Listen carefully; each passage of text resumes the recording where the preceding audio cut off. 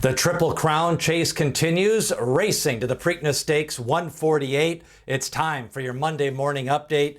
On May the 8th, just a couple of weeks away now from the Preakness Stakes, we will find out if Mage continue down the Triple Crown trail. The big board for this morning, let's take a look at the potential field lining up for the Preakness Stakes. Also, First Mission. He is one of the new shooters that is pointing for the Preakness Stakes for trainer Brad Cox. And we'll also take a look at who Steve Asmussen may be sending as we take a look at the Triple Crown focus. Right now, Forte scratched on Saturday in the Kentucky Derby, a bruised foot. A decision has not been determined. Todd Pletcher leaving options on the table, still running in the Preakness, but it's going to depend on how the foot heals in the next couple of days. So Forte still possibly going to be in the Preakness Stakes. Now Mage, the winner of the Kentucky Derby, the speed numbers have spoken. The Beyer speed figure came back a 105.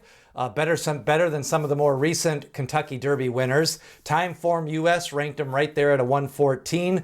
Equibase a 102. And then on the rags, a 6 1/4 for Kentucky Derby winner Mage. Of course, Javier Castellano picking up that first Kentucky Derby victory in 16 career mounts. The 105 Beyer speed figure for Mage in his fourth lifetime start. He had broke his maiden in a sprint race at 7 furlongs, then stretched out in the Fountain of Youth, then stretched out in the Florida Derby to a 1 1/8. The 1 1/4 was right up his alley. He took advantage of the fast pace and a 105 speed figure for Mage on the speed figure scale. Now, First Mission is going to be one of the new shooters coming in here for the Preakness. Let's take a look at him. He comes in with 3 starts. He's got 2 wins. He's owned by Godolphin Blue. And let's go back to his first race. He's chasing his stablemate, Bishop's Bay, in this one. He's sitting in third, comes running late. First Mission digs in, and First Mission finishes second to Bishop's Bay.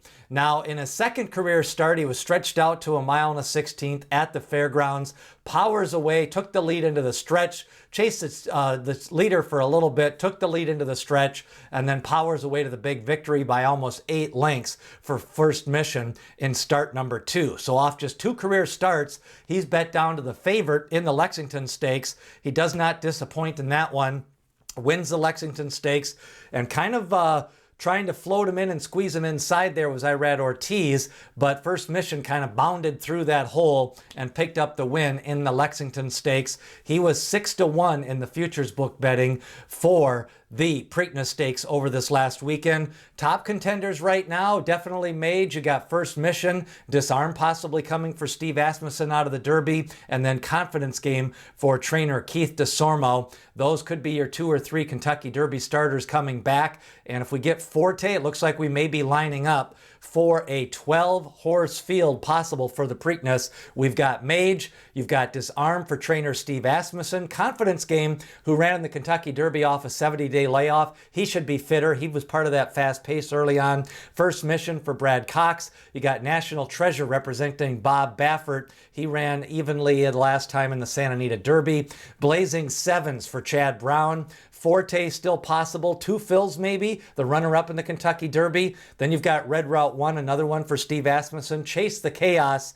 Il Miracolo, also from Gulfstream. And then Henry the Q, the New Mexico Sunland Invader. He has a chance to maybe pop into the Preakness as we go to the middle crown of the jewel of the Triple Crown. So the Preakness Stakes, find out about the tight turns at Old Hilltop.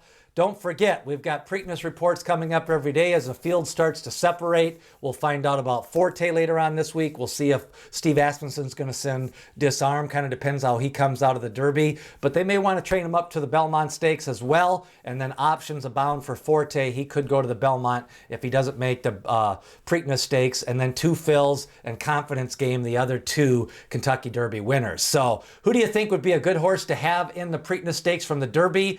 Leave your early thoughts in the comment below. Don't forget, every Monday I publish the Thoroughbred Prospectus through the Belmont Stakes. 2,000 words, it's free. We talk about the 3-year-olds, the previews of the big races, recaps, rankings. So the Preakness Stakes coming up into focus, and then the Belmont Stakes. Subscribe at the link below as we get you ready for the 2023 Preakness Stakes.